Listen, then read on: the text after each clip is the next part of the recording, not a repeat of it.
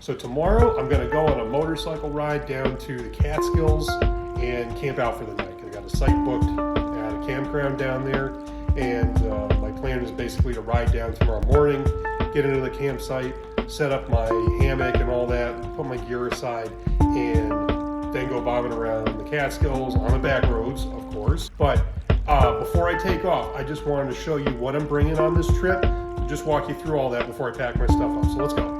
Okay, so here's all the stuff I'm bringing on the trip. In here, I've got extra socks, one extra pair of underwear, long underwear, and an extra wicking tee, and some hiking pants. So basically like a dry change of clothes. I've also got, as an extra layer, this fleece jacket. Here we got half of my cooking gear. This is all the food. Actually, this is most of my cooking gear, sorry. The only thing that's missing that isn't in that bag is a jet boil, and that's right here. We got sleep system, the tarp I'm gonna use as a rain fly for my hammock. We got the ridge line right there. I got my sleeping pad. I got a pillow. I got tree straps for my hammock. Blue bag here is my hammock. This is my under quilt and sleeping bag. Got some booties. Got some booties for walking around camp. Sawyer water filter here. Emergency shelter. Got an emergency blanket. Got a Leatherman tool. Got my old Boy Scout compass. First aid kit. Fire kit. Again, I got my camel back here, and I got another water bottle just in case. Solar powered battery charger. I got my headlamp here. I got my Garmin InReach, so if I get in trouble in the woods, I can just signal for an SOS. Got my GoPro, and this is a tripod slash selfie stick. I dug my hatchet out, that was like buried. Okay, so toiletries, got some dude wipes, got some hand sanitizer, phone charging cables, and work gloves for like handling hot stuff, wood, whatever. Next step is to fit all this stuff in that bag, which shouldn't be a challenge. I've done it before. All right, guys, here's the deal. I'm running late, but the bike is packed. I'm about to get geared up and get out of here. Let's go. Bike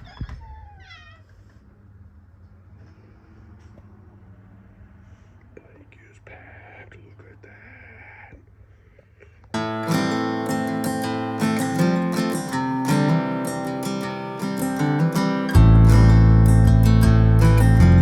We're gonna grab some gas just up the road here a little bit because we're running low, and then it's just a straight shot down to home for tonight. North-South Lake Campground down in the Catskills. I'm stuck behind this line of cars here. The service station is just down the road there, but it's started to move now. It's just like, oh, so close, yet so far. As it always is, you know. All right, we're moving again.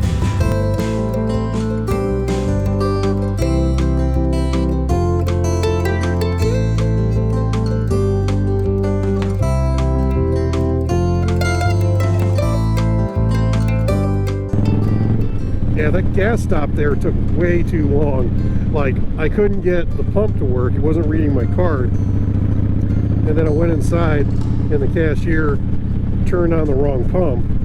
The one next to, you know, on the other side of the machine from where I was parked. So I had to, figure that out. And when I did figure it out, move my bike around the pump and line up and everything, and it just took way too long. It was a little frustrating, but hey, whatever. We're on the road again, and off on our adventure here, so that's nice. Damn, this road just does not disappoint. Look at this. Got a little cottage situation there.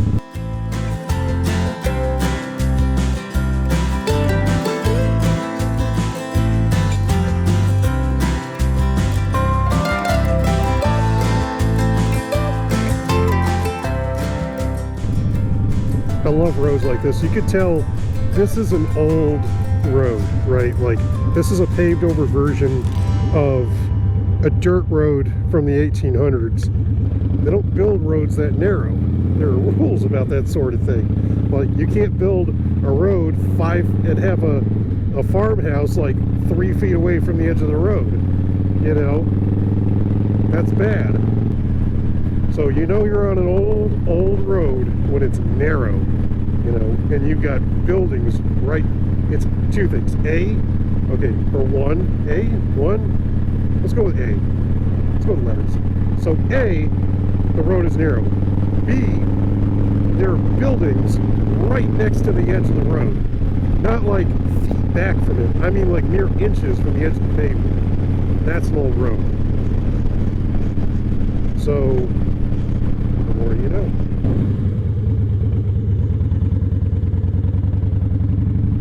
So you missed it.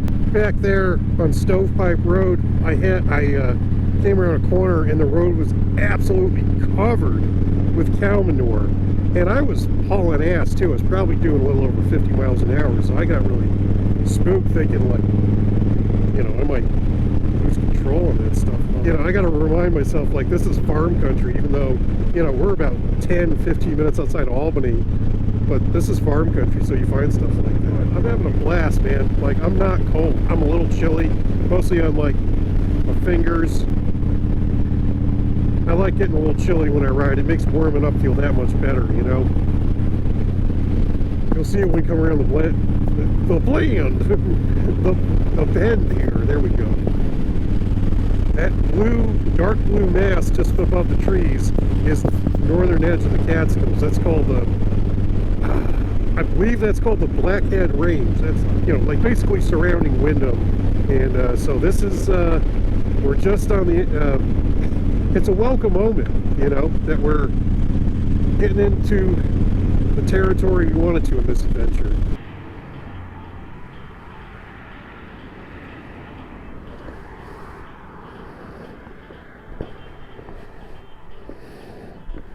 Alright folks, we're on the road.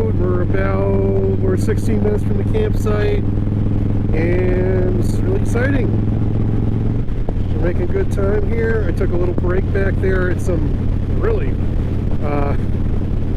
sketchy motel situation. I'm not sure what that was about. It was cool though. But anyway, so we're on 23A, New York State Route 23A, which is an amazingly beautiful road. It's a great motorcycle road. It's a great road in general. And that's going to take us up through the Catskill Clove, as it's called. You can kind of see the Catskill Clove, the little notch between the two mountains over there. So we're going up that way, and we're gonna, once we get up 23A, once we go up 23A up through the Clove and get to the top of the pass, we're going to go up to the campground.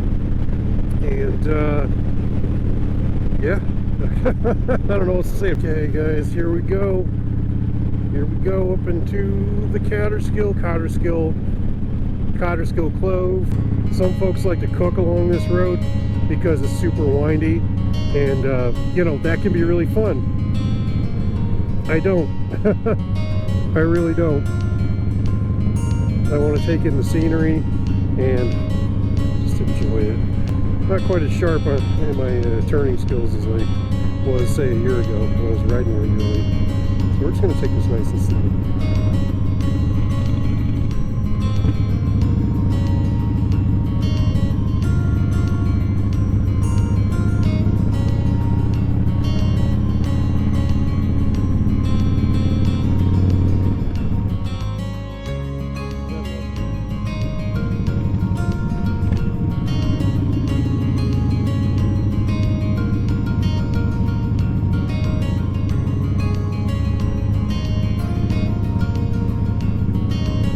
Turn on the North Lake Road. We're going to be there in 4 minutes. Here we go. Almost there.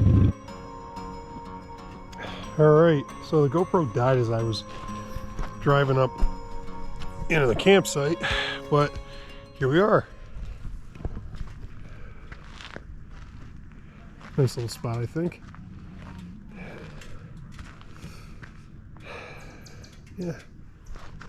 All right, so we're gonna get set up and warmed up a little bit. Maybe cook some food. Maybe go into town and get some food. Definitely look for firewood. So yeah, let's get to it.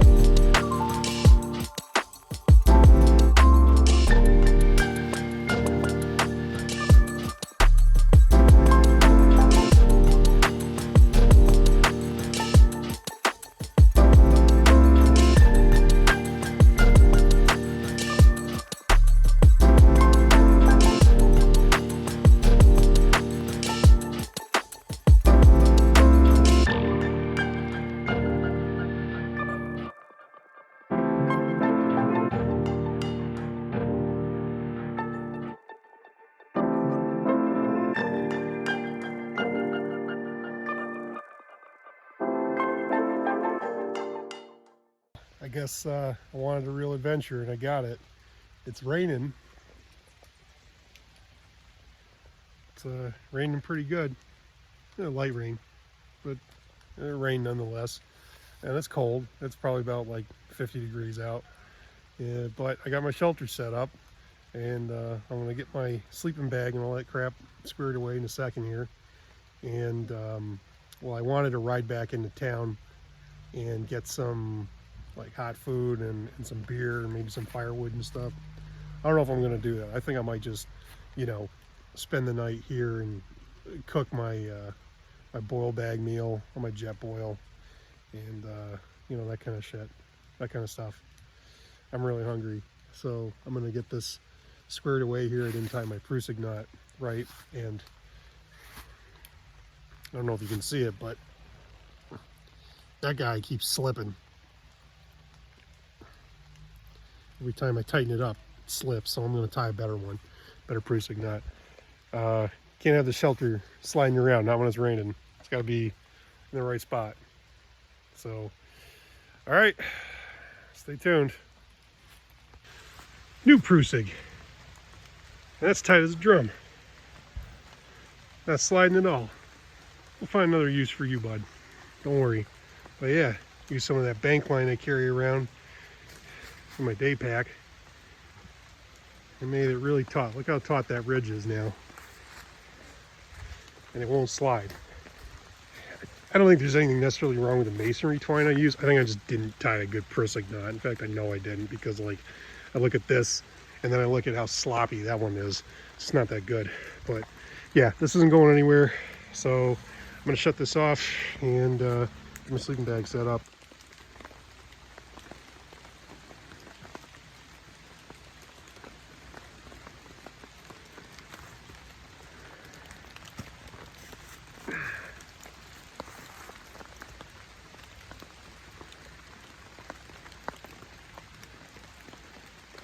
Sorry, girl.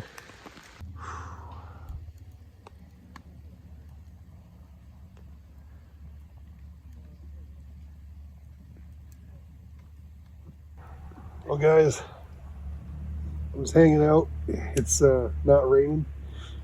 I got some beers. I'm just kicking back by the fire here. It's nice. And I'm going to cook some dinner in a little bit. Sorry, missed out on a bunch of stuff. Mostly me hanging out in the rain, cutting firewood. Couldn't really film while that was going on. But maybe you would have found that entertaining, maybe not. Probably. It was pretty epic. I mean, I was chopping the hell out of some wood. It was epic. Yeah. I'm just gonna relax for a minute first and enjoy this. Thanks. Oh yeah. Delicious. It's warm, it tastes good. Santa Fe style rice and beans with chicken. It's a little spicy. Love it. It's so good. Especially with a couple of these or one of those. You know, it's interesting, as crummy as the weather is. I mean, it's cold, it's wet. Like, somebody could get really miserable being out in this weather. Like, I'm not. I'm actually having a great time. It's fun, you know. I'm on an adventure and doing what something I've been dreaming about for a long time. You know, just getting down and going camping. It's been a long time since I've done that. Yeah. I'm not cold. I got good gear. I'm dry. I got nothing to complain about, man. I'm having a great night. Hope you are too. Hey, good morning, guys. It's just after 7 o'clock. It's windy as hell, as you can tell. And it's pretty chilly in here. I really don't want to get out of bed right now because I'm super warm. But I got to in order to maintain my schedule. So, yeah, I'm going to get up and get moving here. And we'll see where the day takes us. Hey guys, just a quick update. So as you can see, I got the bike all packed up. I'm running a little bit behind schedule as per usual. It takes me forever to pack. Gotta work on that. But you know, life's a work in progress, right?